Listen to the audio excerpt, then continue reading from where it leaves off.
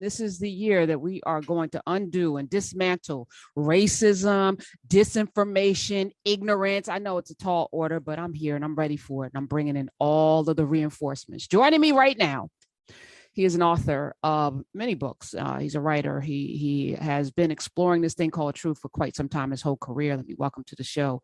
His latest book is called Born in Blackness. Let me welcome the great Howard French. Hi. Great to be with you, Karen. Good to see you. Good to see you. I've been impressed with your work for quite some time, and this book in particular centers Blackness in a way that I think is super important. It is Born in Blackness, Africa, Africans, and the Making of the Modern World, 1471 to the Second World War. What inspired you to do this book? A bunch of things came together to push me in this direction. And first of all, thank you for having me. Thank you for the interest in the book. Thank you for your energy. But the sort of most important ones I would cite are ancestry. So I'm African-American on both sides of my family. I have a complex family history. On my mother's side, it comes down via a story very familiar or similar to the story of Thomas Jefferson and his fathering of children by a woman he owned. A peer of Thomas Jefferson's and a political ally of Thomas Jefferson named James Barber is an ancestor of mine who had children by a woman who he owned, who is my grandmother's grandmother. And this story comes down to me through my family history, and we have managed to hold on to land that we acquired through this family line, some piece of it. And it's just been a very important question to me, so how does history inform our common experience as Americans has been with me from my childhood. And so that's one thing. Second thing is that as a journalist for many years with the New York Times, and indeed outside of that experience as a journalist, I've worked in every corner of the Atlantic world, meaning in West and Central Africa, meaning in South America and the Caribbean, meaning in the United States, where I come from, with roots in the South, meaning in Europe. And so as somebody who has worked and moved through the Atlantic world like this, I've always been kind of interested in the puzzle that the Atlantic world constitutes. What's the thing at the center of this notion of the Atlantic world? And it's hard to ponder that with any depth without coming to the conclusion that it's Africans and African-ness that are the glue. They are the stitch. They are the energy. They are the impulse. They are the vitality that has brought this thing together. And the Atlantic world might sound kind of vague to some people. Let me give another term to it. We throw around this word called the West, right? Without ever really spending much time identifying or defining what we mean. The West is a kind of condominium or a community forged between Western Europe and North America. That's the heart of the West, right? We don't usually break it down that way. It is Africans that made that condominium possible. Up before the year 1820, or up until the year 1820, 4 times as many people were brought across the Atlantic from Africa than from Europe. And it is those people brought before 1820 from Africa who laid all the groundwork for the creation of the West. They made North America viable economically. They cleared the land. They dug the canals. They laid the rails. They planted the crops. They harvested the crops on the North Atlantic mainland. And in the Caribbean, even before the continental Americas became viable economically, they grew and harvested and refined sugar. And sugar was the most important economic product of the early modern age. It is what's responsible for for allowing England to take off economically. And the 13 colonies of the United States that became, or English colonies that became the United States, were dependent economically, utterly on trade with the sugar islands of the Caribbean, whose products were entirely the result of African labor, African sacrifice, African work, African death. And so there's no Atlantic world, there's no West without Africa and without Africanness. And then I guess the final thing, I'm sorry to give you a long answer. No, please don't apologize. You asked a really big question. I worked, many years in the Atlantic world, but I also worked in East Asia. And in East Asia, at the end of my career at the Times, working in Japan and China, I began to think a lot about a subject that preoccupies East Asians. They have civilizations that are older than Western European civilizations, and which were for most of their history richer and more successful than European civilizations. And so a pregnant question throughout East Asia up until the present is, how is it that at a certain moment in history did Europe or the West come to surpass Asia in wealth and power? And the answer to that question is Africa. Europe appropriated Africa. It expropriated Africa. It took Africa's people and Africa's resource and trained it to its benefit and stitched together this Atlantic world and created this thing called the West. And without those Africans, without that energy, without our blood and sacrifice, none of that would have happened. And East Asia and South Asia would, I think, and for that matter, the Muslim world in the Middle East would have continued to excel beyond and above Western Europe in terms of wealth and power. So Africa and Africans, of which we count, are at the center of all of this. Howard French, not just a New York Times reporter, he was the New York Times bureau chief in the Caribbean, Central America, West and Central Africa, Tokyo, and Shanghai.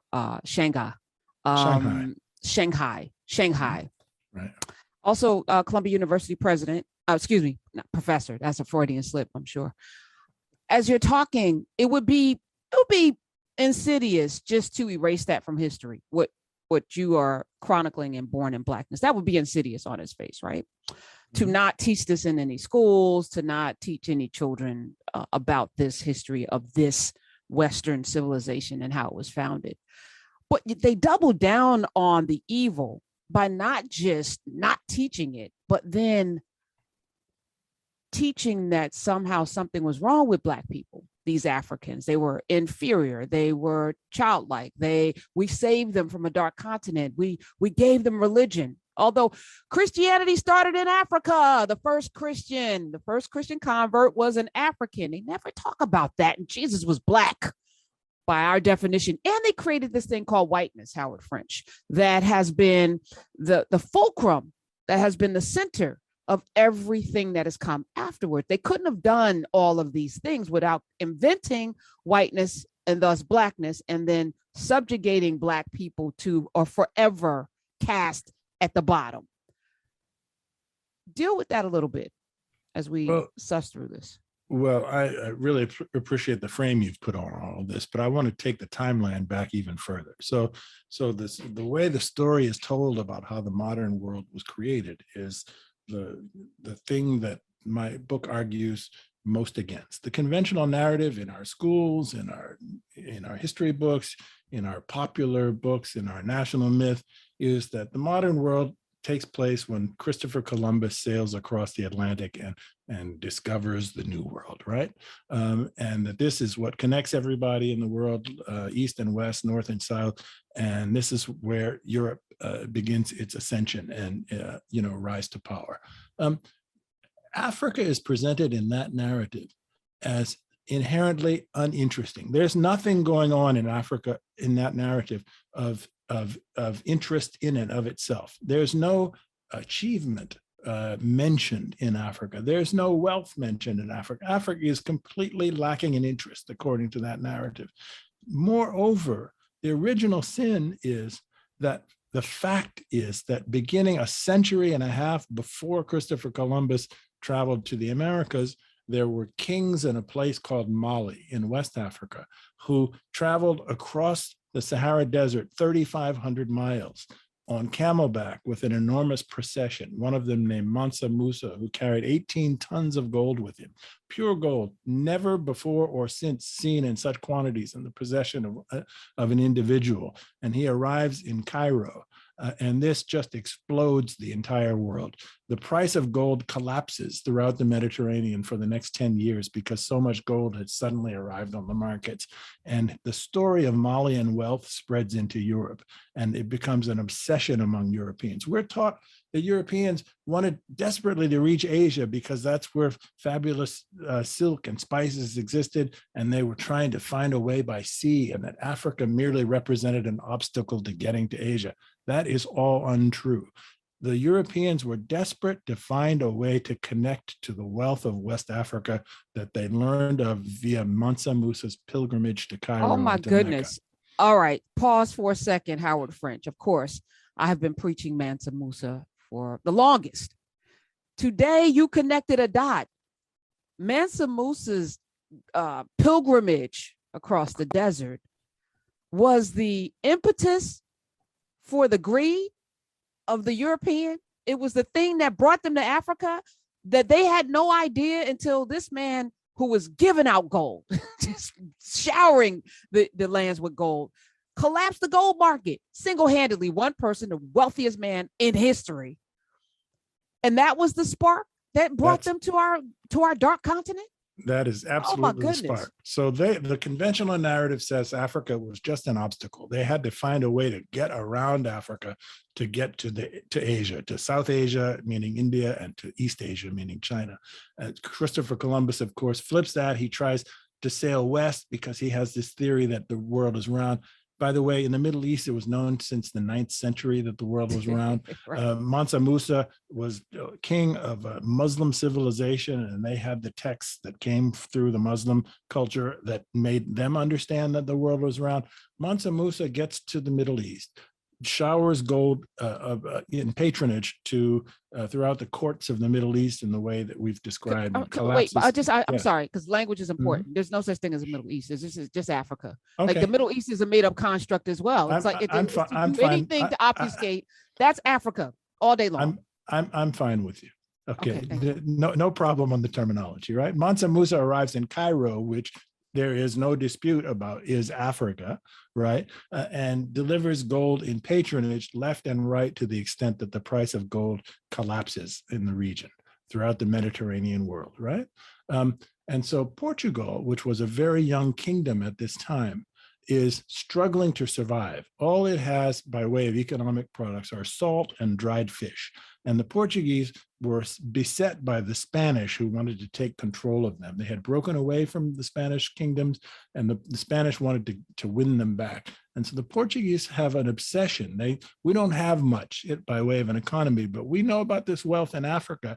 And if we can be the first to tap it, then we will be successful. And so in the early 1400s, a king in Portugal, a prince in Portugal named Henry the Navigator, begins sponsoring a series of voyages. And little by little, the Europeans, via Henry the Navigator's efforts, overcome their ignorance and superstition and navigate down the coast of West Africa until they reach the place called Elmina that's located in present-day Ghana, where they finally discover the huge amounts of gold that they were looking for. This is what sets all of modernity into motion. It is not the discovery of the Americas. And by the way, to give you a feeling for how deeply Africa has been cut out of this story, Christopher Columbus was employed by the Portuguese in trafficking back and forth to Elmina for 2 decades before he went to the Americas. Where have you read this before? Have you heard this in a school book? Never. This is never discussed. Oh, so Howard French, how did you find it? Well, I found this. I mentioned East Asia in my work before, because my last book was a history of China's rise as a global power in a much earlier era, and I began reading accounts from the Middle Ages of Portuguese contacts with China and reading contemporary accounts of the Portuguese explorers, quote unquote, from that era. And I stumble across material which shows me that the Portuguese were deeply involved in Africa before they ever became interested in East Asia. And I think I'm a pretty well-read and pretty well-educated person. I'd never come across that before. I just had, I hit my head. I said, no, this is incredible. And so that was the original seed of the idea of this book, that, how could it be that such an important fact had been obscured from the narrative of how the world was stitched together and how we became, so to speak, modern?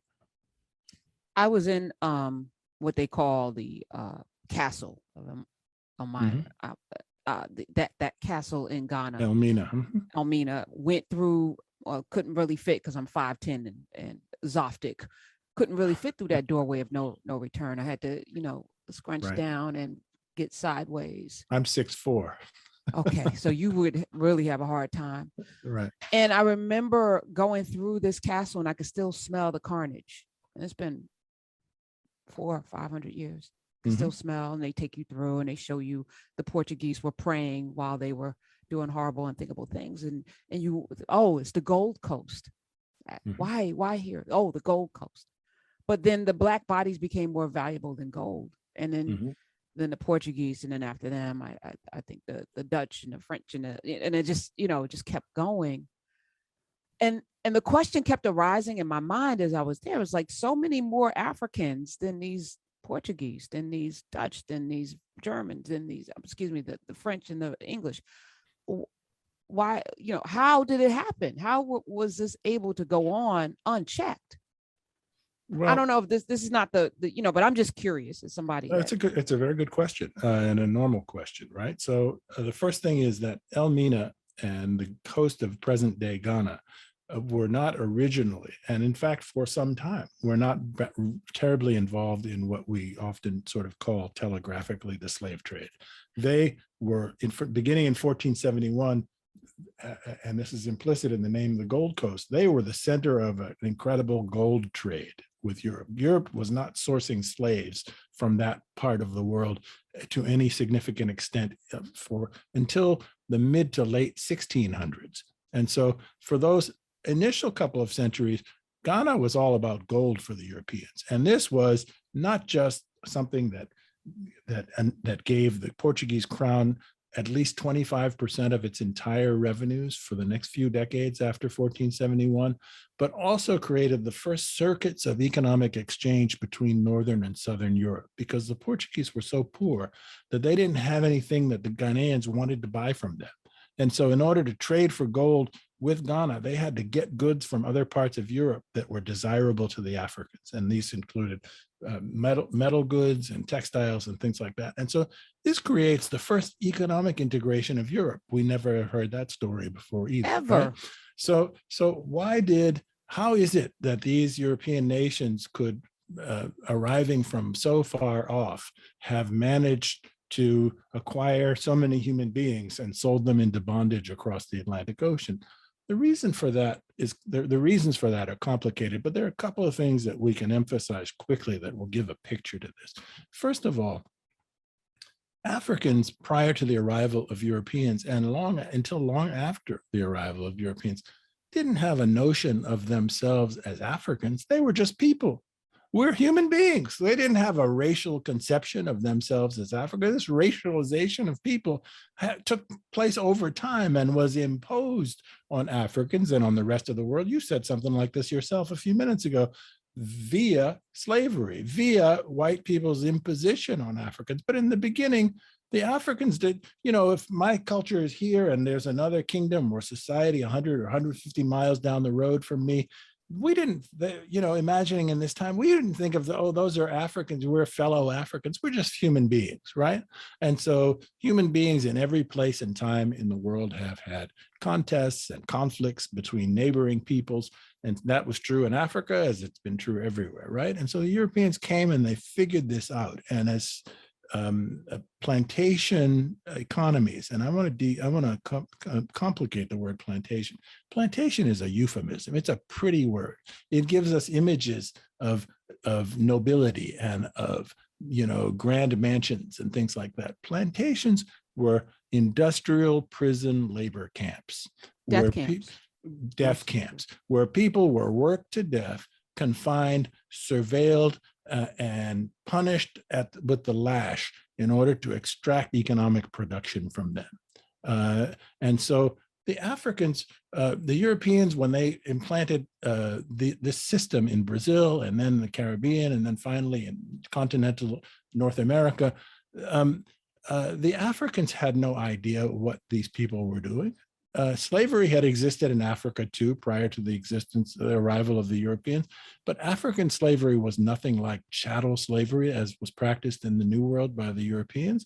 African slavery was, in fact, much like slavery. The predominant model of slavery that's existed in most of the world throughout human history is just like it was in Africa, where if you conquer another society, the captives that you take become assimilated in your society initially as slaves.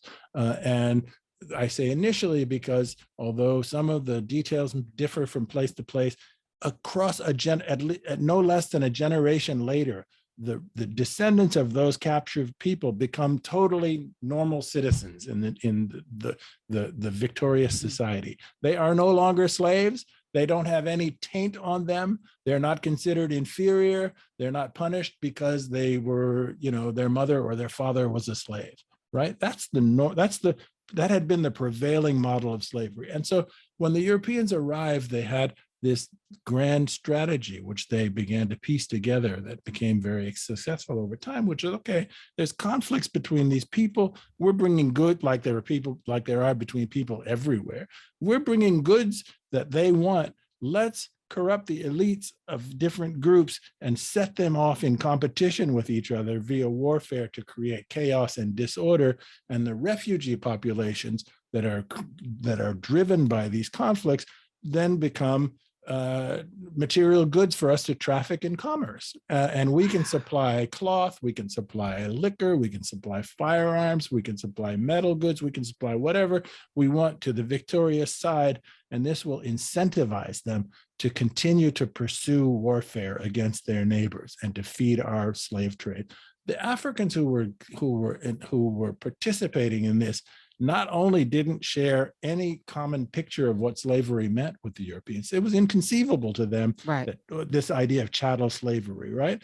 But also they had never been to the New World and come back to report like, hey, beware folks, this is what's happening over there, right? No reporters. They had no Howard Frenches to come across the ocean blue the other way. Let me ask you this. Howard French is here. His book should be must reading everywhere. Born in Blackness, Africa, Africans, and the Making of the Modern World, 1471 to the Second World War. As this is happening, is there an architect of this strategy? Because I feel like it just kind of happened.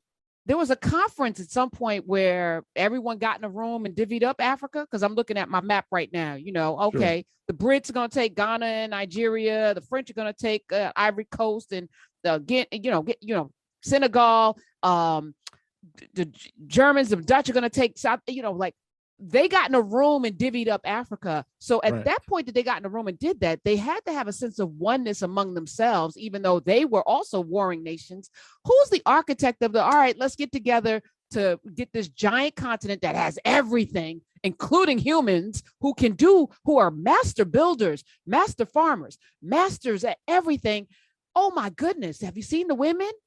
Woo, we don't have anything like that here. Let's go. Who was the master architect of that?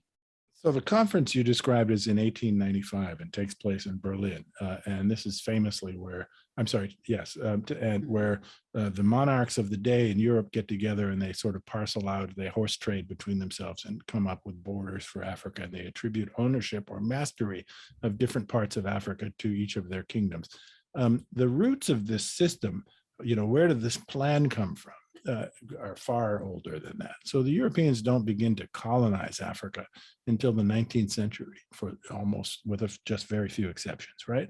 The previous centuries were all about agricultural production in the New World, from which the Europeans were obtaining incredible amounts of wealth, far more wealth than the very famous wealth in gold and silver that the Spanish shipped across the Atlantic from places like Bolivia and Peru, or from Mexico. We hear those stories in our history books. Our history books don't emphasize the extent of the wealth that was obtained from Africa via plantation slave or prison labor camp industries, right? This model was articulated on a tiny little island called Sao Tome, which is located off the coast of Central Africa at the very end of the 1400s. And it blossoms in the beginning of the 1500s. And this is where chattel slavery and the so-called plantation come together. And the Portuguese figured out for the first time how much money you could make by forcing Africans in chains to grow and process sugar. Right around that time, by coincidence of history, the Portuguese, quote unquote, discover Brazil. And once they had perfected this chattel model on tiny Sao Tome, They transfer it to Brazil. It takes off on Brazil. Brazil becomes the site of the largest slave trade in the history of mankind. And then one European power after another copies it. It moves in a chain of transmission up the Caribbean. In 1630, the English implement this model in Barbados. Barbados is 1/3 the size of the city of Los Angeles in terms of geography. Barbados produced in the course of the 17th century alone, meaning from 1630 to the end of the 1600s, more wealth for England than all of the gold and silver that Spain got from the Americas. Imagine that. A little stamp of territory the size of 1/3 of Los Angeles, using and destroying African life, produced more wealth than all of the Spanish galleons obtained in South America and Mexico. Okay, so then the French copy this, and it becomes implemented on the mainland of North America in the United States in terms of growing cotton. This is where, so the idea comes from Portugal, not long after the discovery of gold in Ghana, and there's this elaborate chain of transmission. And this idea of parceling out portions of Africa doesn't happen until much later, and that after the American Revolution. So after the American Revolution, the English, or the British by that time, are somewhat chastened, right? They were shocked by the idea that somebody could want to revolt against them, and they say, let's switch it up. Let's try to instead of working in the New World, and transporting slaves to the New World to do things, let's work in the so-called Old World. Let's go back to Africa. Let's figure out a way. The English initially had an ambition of actually putting plantations on Africa. But you asked the question, how could so few Europeans control the slave trade? The British and other Europeans quickly came to understand they had no way of imposing plantation models on Africa. The Africans just would not, there's no way they were going to have that, right?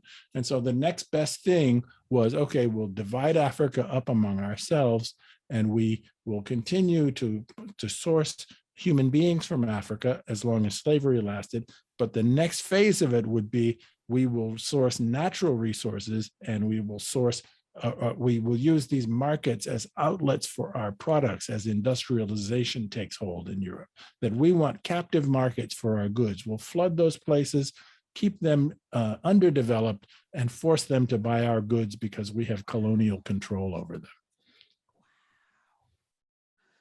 Howard French, I said this book should be read by everyone. How do we, in this space that we're in right now, where so-called white people, again, a made-up construct, don't want to feel guilty about history and their role in it, or their ancestors' role, because they didn't do it, you didn't do it, but we need to know, right? How do we break through this disinformation, this age of ignorance that we're in, so that people can know this stuff? Well, I don't want to give too self-serving an answer, but I wrote my book in that spirit for sure. And so, anyone who's interested in this story, I would, it's an obvious thing for me to recommend. I really appreciate that. But the even more basic answer, Karen, is don't accept conventional wisdom. Don't accept explanations that are pat and simplified. Anytime that something doesn't make sense on the surface, take the assignment. Go and look beneath the surface. Ask hard questions. Do your reading. It's not just my book. Do your reading. They're not front and center in your bookstore all the time, and it's not going to be on TV. But look around, and you will be surprised at how rich the past is in ways that completely undo the conventional narrative and place Africans and African-ness back in the position that they really occupied in our history, which means front and center for the Atlantic world.